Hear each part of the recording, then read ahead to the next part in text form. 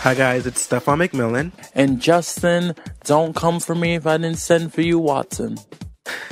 And you're listening to episode 8 of Exposure, a half-hour sit-down with some of online's newest and exciting content creators.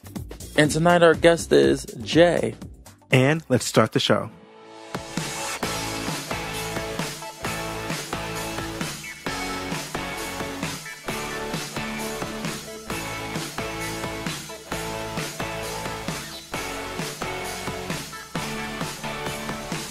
So for tonight's show, the best show ever, we're gonna start off with how to get away with YouTube. And then we're gonna answer a question in Sidebar. We're gonna talk about some content that we really love. And we're gonna get into an interview with Jay. But don't forget, we'll have more after that with our obsessions. We'll have some tips for you. Do you have an article? Yeah, of course. I'm always prepared. And we'll have an article for you, allegedly. Here we go. First off with how to get away with YouTube. And for today's how to get away with YouTube, we're going to be talking about when people record vertically, and sometimes people that don't record vertically and still have the black bars on the side. One, stop recording vertically. Come on now. Cameras have been around for how long? You got to get used to this by now, people. And I know people have their phones, but the phone has this thing called a accelerometer. Okay, I think that's how you pronounce it, a accelerometer. What you call me? Phones nowadays have this thing called a accelerometer. I think that's how you pronounce it. But what that is like when you turn the phone, it knows it's on the side. You know, you don't have to go and configure something. You just turn it and it's like, oh, we're on our side now. So record horizontally. Well, I feel like I see that a lot more with amateur YouTubers or like Viners or people that make videos on Instagram. I don't think I've seen like any serious YouTubers do it. I'm not really talking to them. I'm talking about to the people recording the fights. Like when we do Catacwan, we need y'all to record properly, okay? Oh, so you want Steven Spielberg quality for the fights? No, I want basic quality. They giving me below basic. You can plug in your cable into the TV and get NBC. That's free. For free, I should be able to get something. It's not like the technology. It's not like we need skill. You need a degree. Just turn the phone. But also, it's not even that. It's more like when you record vertically, not only... You know why with the fights, especially, they're not standing in one spot, okay? So if your phone is horizontal, if they move, they'll still be in the shot. You have more time to react. Same thing if you're doing a vlog. If someone's doing something silly in the vlog, you'll have more time to react, or they may already be into the shot. Come on, people. Logic, it only takes a couple seconds to think. People just need to try it, okay? And for the people who are actually serious about YouTube with the black bars on the side, it is 2015. All right? It is 2015. Now, I ain't saying you got to be HD, all right? But come on.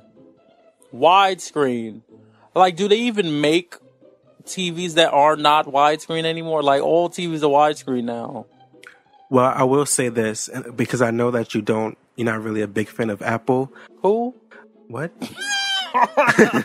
A lot of people, when they record on their, I guess, their MacBooks or whatever, and you try to import it into YouTube, or if you record directly from your MacBook onto YouTube, a lot of times it doesn't import full screen. It imports the regular size. So for them, what do you think they should do?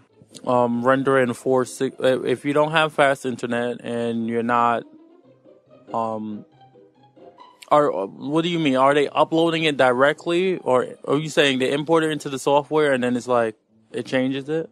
No, like they go to the YouTube upload section and they record their videos straight from their webcam like that. Nobody does that. That's why. Nobody, YouTube Direct, never. Never. One, if you make a mistake, it's already up there. If you forgot, if there's something happened in the background that you didn't realize yet, it's up there.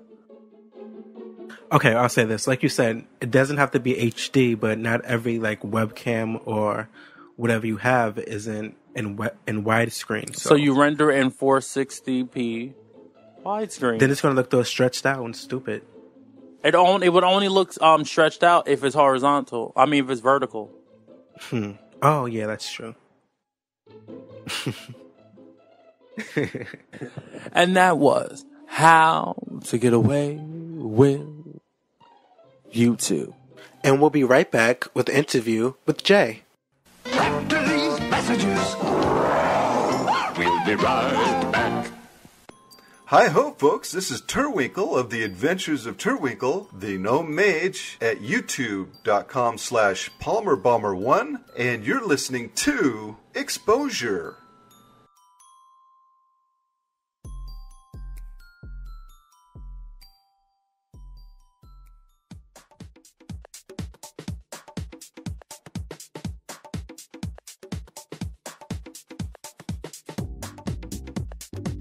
And we're back with our guest, Jay. Thank you for coming. Thanks for having me. So I'm curious, what made you create your own channel and I guess get started on YouTube? Well, I first actually started back in the RuneScape days, just making some random stupid videos, but then I didn't really post consistently or anything like that. But then about 2 years ago, I saw a video of one of my friends. He sent it to me, and I checked out his channel, and I got inspired by that. So I decided to start up my own channel, and I've just pursued it since then. So how did you come up with your channel name? Actually, it's one of my friends who wanted me to join his friend's clan, and the prefix was Beast. And then I couldn't think of anything else to put, so I just thought of, okay, JF2020 seems okay. So I just put that as my PSN ID, and then sort of just stuck with me for YouTube as well. Actually, my channel name was different earlier, or before the whole Google Plus and YouTube thing. It used to be TheJ12341. And again, that also came from RuneScape days when that used to be my RuneScape name. So, I noticed your channel, a lot of Call of Duty. What do you think of, like, the industry's, like, first-person shooter games? I've tried playing a couple of different first-person shooter games, but I find that the engines themselves, like, they're not as smooth as Call of Duty. So, at this point, I think that Call of Duty and Activision, they're sort of at the top. But I do feel that with the recent Call of Duty games, they've been pretty bad. Like, I have not even bought Call of Duty Advanced Warfare because I just did not like the idea of it.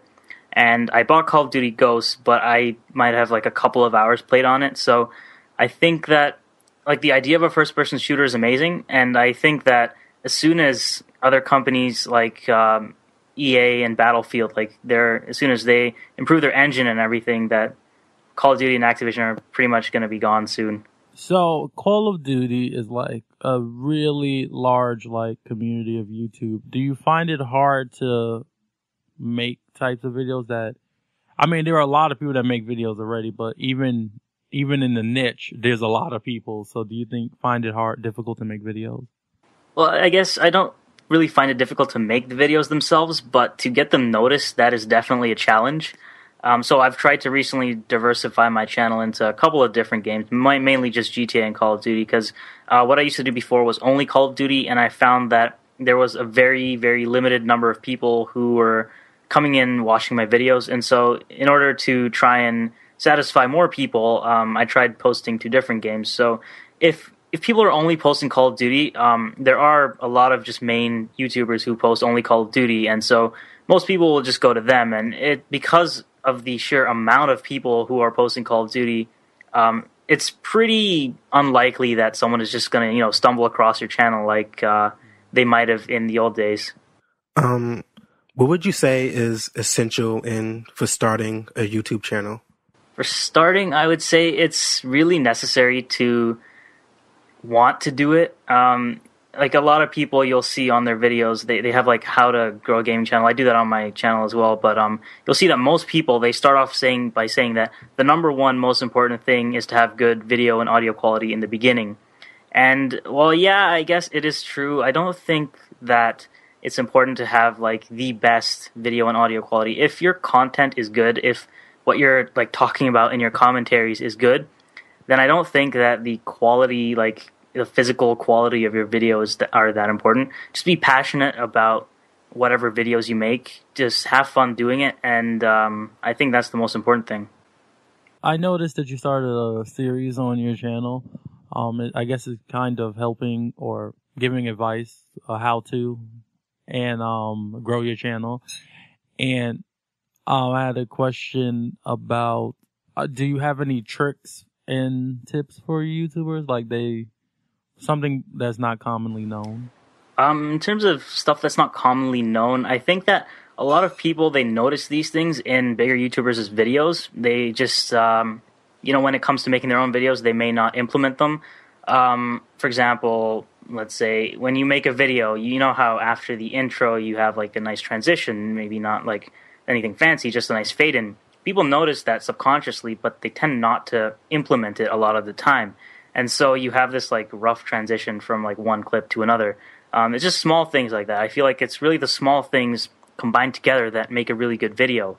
Another thing is like a lot of people, their intros are extremely generic. So if you just search up right now on YouTube like free After Effects template, then you'll see like 10,000 different videos, and the first few are the most popular, obviously, and then a lot of people just tend to take those templates and just change them and make it suitable for their own channel. And then it sort of has to do with originality, I guess, where you need to be yourself and not try to be super generic, I guess.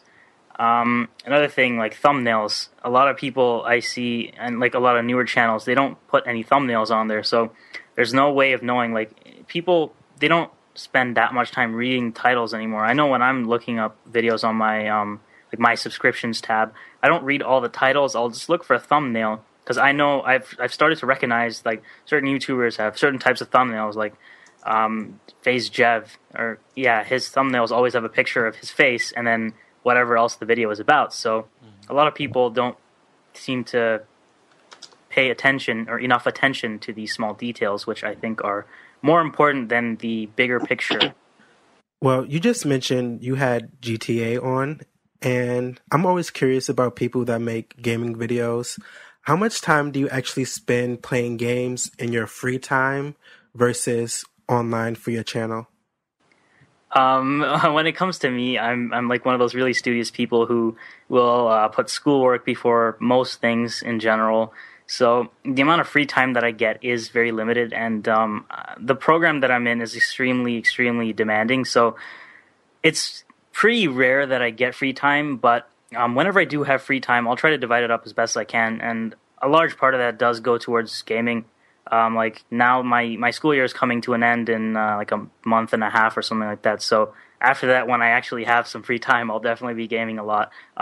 When it comes to me, like when I'm playing games, I might just have my computer sitting there to record. Like I may not even be going for something for my channel. I'll just be recording me just playing normally. And if I end up getting something, that's great. If not, then I guess there's no like sense of that this time was wasted not getting a gameplay or anything like that. When I play, I just play to have fun, and it's like that even when I'm going for a gameplay. Like, I don't like go for gameplays. If I get something while I'm having fun playing, then that's what I'll use for my channel. What are the top 3 games that you do play? I play a lot of GTA and Call of Duty. I won't separate the Call of Duties into different games. But the third most game, my favorite game that I play is actually chess. I play a lot of online chess. What are some things that you do outside of YouTube? Well, a lot of my time, like I said before, is taken up by schoolwork. But other than that, I do some martial arts. I have a black belt in Taekwondo, so that's always really fun. And other than that, I do some volunteering here and there. And because I have to travel a lot to get to school as well, so a lot of my time goes there, unfortunately. Mm. I like cooking, if that counts for anything. It does. So, a lot of YouTubers have been expanding like their brands or empires, or I don't know what you want to call them. And they like Shane Dawson wrote a book, Grace, a bunch of them. Even Joey has wrote a book allegedly. So it's just his book came out really fast. Would you write a book? And would you use a ghostwriter? If I were ever to write a book, then I think it would most likely be something like a textbook, because like I'm really into school stuff. I love learning stuff, and when it comes to making stories, I guess like that's not really my type of thing. And I don't really know if I'd use a ghost name or not. I really don't know. I've never really thought about it. At this point, probably not, because like people don't really know my full name, so I guess it really wouldn't matter anyways. If you could have a YouTuber's login for 24 hours, it could be any YouTuber, and you can do whatever you want. You can do something mean, something nice. Whose channel would you want? I think I would take KSI's channel, and I would just upload a video, any sort of video that supported the Spurs. I don't really know exactly what, like I know it's a sports team. Forgive me if they're extremely popular and I don't know, but I literally, like, before we started this call, I was just watching random KSI videos, and one of his Q&As, basically, his mom, one of the question was, what would you do if you woke up one day and your family were all Spurs fans? Basically, you just see him wake up, and then his mom walks in his room, and then she says, I'm a Spurs fan, and then he pretty much just, like, in GTA, takes one of those pills, and, yeah, ends up, like, pretending to die. So, yeah, I'd probably upload one of those videos just to mess with him. So, Yu-Gi-Oh! I see you have a Yu-Gi-Oh! Collection video. I'm old school Yu-Gi-Oh! So what do you think of, like, the new Yu-Gi-Oh! Like, with the synchro, and I don't know, they have some new cards now that look like hybrids between spells. Honestly, I don't even follow it anymore. After the second season, I just stopped watching. The one with Jaden, like, I watched that entire series, and I watched the entire series with Yugi. But after that, it just got so bad that I just didn't watch it. Like, same here, I haven't. I heard about, like, Yu-Gi-Oh! Zexal, Yu-Gi-Oh! 5D, and all that. Yeah, I've watched, like, maybe 2 episodes just, like, in the morning before I go to school because there's nothing else on. But yeah, other than that, I don't follow it at all. I just don't like it. So, why do you think, like, they declined, though? Like, do you think, like, what do you think happened? Well, it's sort of the same thing with Pokemon, where you can see that there's a huge demand for it, but then they just keep producing so much that they eventually run out of good ideas, and they just run it into the ground, sort of, where they just try to produce as much as possible. They don't really care about the quality of it. They just keep trying to produce as much as possible just because people are still watching it. I feel like, actually, Avatar, The Last Airbender, and, like, Legend of Korra, they've done it correctly. When that series first came out, I was really, really young, like maybe, I don't know, 7 years old, and probably even younger. And they didn't run that series into the ground just because they didn't keep on producing episodes. Like, people love those series, and they've sort of idealized them just because they haven't ruined them yet. And by continually just producing season after season and episode after episode, like has been done with Pokemon and Yu-Gi-Oh! So, I mean, I guess I'm sad to see that Yu-Gi-Oh! Is sort of declining because it was a pretty big part of my childhood. Like, when I was in middle school, that was the cool thing. Like, everyone used to play Yu-Gi-Oh! At lunch and stuff. There were kids who would literally, to save their cards, they would take off their jackets in the middle of winter, put them on the floor, and then play.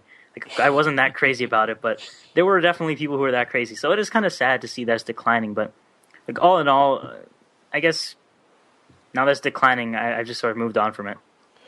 Would you consider yourself a super fan of any TV shows today? Pretty much any Marvel TV show, like Agent Carter, Agents of S.H.I.E.L.D., not so much anymore. It was pretty, like, good at the end of the first season, but yeah, now not as good anymore. Suits. I love Suits. That's a really, really good TV show. Suits is amazing. Yeah. The Flash. That's pretty good. What else is there? I used to really, really like The Walking Dead, but I feel like it's sort of the same thing's being done, just like with Yu-Gi-Oh! And Pokemon, where they just sort of run into the ground now. Like, and they're on their 5th season, but yeah, it's like they just keep producing episodes for the heck of producing episodes. There's another one, White Collar. They only had 5 seasons, but that was really, really good. I ended up watching all 5 seasons in the span of 1 month. It was that good. Yeah, but The Walking Dead, I feel like they're recycling like the same theme. Like, oh, we have to travel. Oh, we find this place. It's horrible. Oh no. And then it's like, okay, we gotta travel to the next place. Oh, it's horrible. And it's like, is there something, there's nothing else? Exactly. Like in the first season, what was it? Where they got, where that farm got run over by Herschel's farm. Yeah, Herschel's farm. And then the second season was the prison, right? Mm-hmm. And then the third season, I can't even remember, but yeah, it's the exact same thing again and again. Oh yeah, going back to your previous question, Legend of Korra and Avatar, like, extremely huge fan of those two. Okay. What about music, in terms of music? My taste in music is pretty weird, actually. Like, if I find a song that sounds nice, and has a really nice chorus, then I'll like it. Generally, like, I only have 1 or 2 songs from, like, an artist on my phone. I don't like artists per se. I like their music. I may only like 1 or 2 songs from each one, but yeah, I have an extremely, extremely like specific taste in music, which a lot of people don't share, because a lot of the type of music that I like listening to is like 7 to 10 years old. The new songs these days are just, I guess, not my genre. So I guess for the final question, I have to ask, if someone asks you why should they subscribe to your channel, what would you tell them? If they enjoy my content, then yeah, for sure, they should subscribe to me.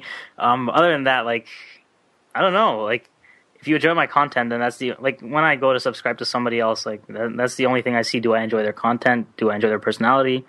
If yes, then I'll subscribe. If no, then I guess not. So yeah, I would say the same thing to anyone watching this video or any of my other videos. If you enjoy my content, then yeah, for sure, subscribe to me. But if not, then I guess it doesn't really make sense, because you're not going to watch the videos anyways, so it really wouldn't make sense. All right, thank you so much for coming, Jay. We'll be right back. Thanks for having me. It was pretty fun.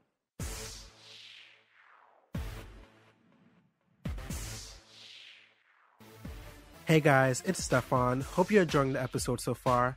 Justin and I are now making it easier than ever to get your exposure fix. Along with YouTube and iTunes, you guys can now check us out on TuneIn, Cast Roller, and Double Twist.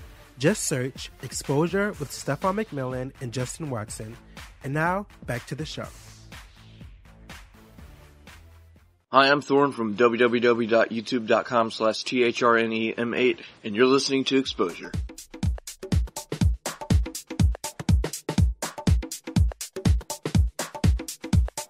And we're back, guys, with Obsessions of the Week. And my obsession is Supernatural, guys. I fell in love with this show, alright?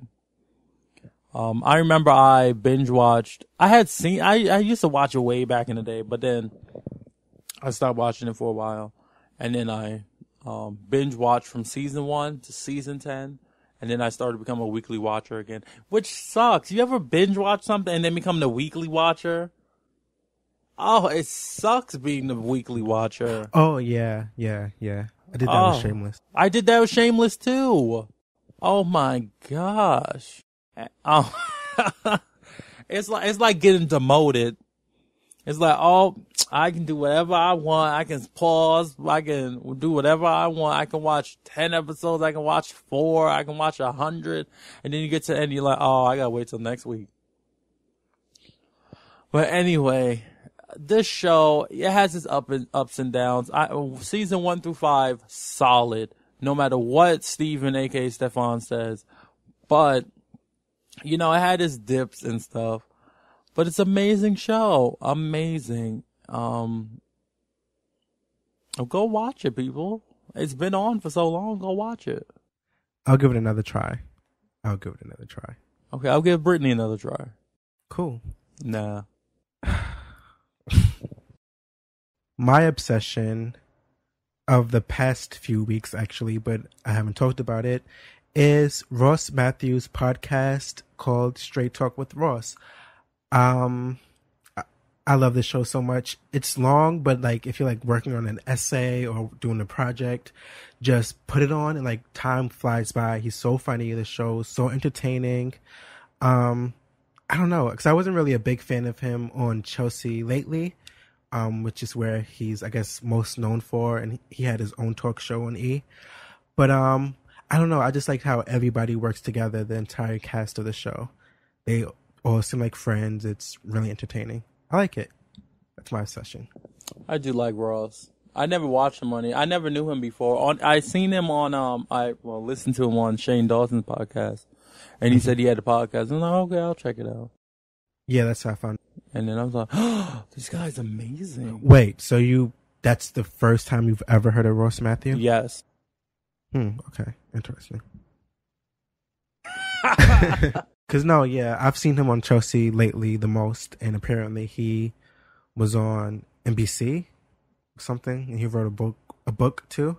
But yeah, he was on the Tonight Show. Yeah. Now I will say, when I say I'm a TV show lover, right, I don't mean any TV show, right? I do like Jimmy, but I don't like the whole show. So I just watched the YouTube clips. Oh, you know what was crazy? Y'all remember last week when I said, I went to the YouTube thing, and there was, there's a guy teaching the class. One of his friends runs the Tonight Show channel. Oh. I thought that was cool. I know, right? But anyway, I like scripted TV. I used to love me some reality TV. Yes. I used to love The Flavor of Love. I Love New York. Yes, to all of that. But now I can't watch them now. I don't know, not the same. Yeah, I hate what's that called? Love and Hip Hop. I hate that show. Hate it. Yeah, hate it. So now I'm back to and for some reason, I'm gonna be real. The scripted shows seem more real than the reality shows. Because at least the reality shows are scripting. I mean, not the reality shows. The scripted shows are scripting to reflect realism, while the reality shows are scripting to. Yeah, I said it. Scripting to. I don't know. Like, whose reality is that? Yeah, I agree with you. I'm not a big fan of reality TV anymore, but I do like The Challenge, because it's not about all the drama. It actually is about showing their skills. I was kind of a fan of the X Factor UK, and because once again that takes talent. It's not all about the drama. So I mean, I guess those counts as reality TV shows, but it's not ignorant, I think. Did you ever see that clip of that lady telling the world's best joke? No. It's a black lady with short hair. No. If you can look that up, I'll do the joke now, but go along with it though. Are you guys all right? Yeah. No, you're all left. You know what? I think that's better than our world's best joke from a few weeks ago. She had an accent too. I think it was British. Oh, was that on Britain's Got Talent? I don't know. It was on one of them. They all the same show. I know they're not, but still, they are. Okay, we'll be right back. All right, guys. Once again, we've come to the conclusion of our show. Thank you so much for listening. If you want to connect with us more, follow us on Twitter at Exposure Show, and like us on Facebook at Exposure Pod. That's Exposure Pod. If you want more content, you can go subscribe to us on YouTube at youtube.com/slowsinyourface. That's INYA face. If you want to even go another step further, go to our blog at exposurepodcast.blogspot.com. Thank you so much for our guest Jay for coming. Please go check out his channel on YouTube. If you want to even go the extra stretch, people, these are our fans. If you like our show, please give us a rating on iTunes, or you can even go to patreon.com/slowlist and you can donate to us and make the show last forever and ever, like Mariah Carey's career. And we'll see you next time on another episode of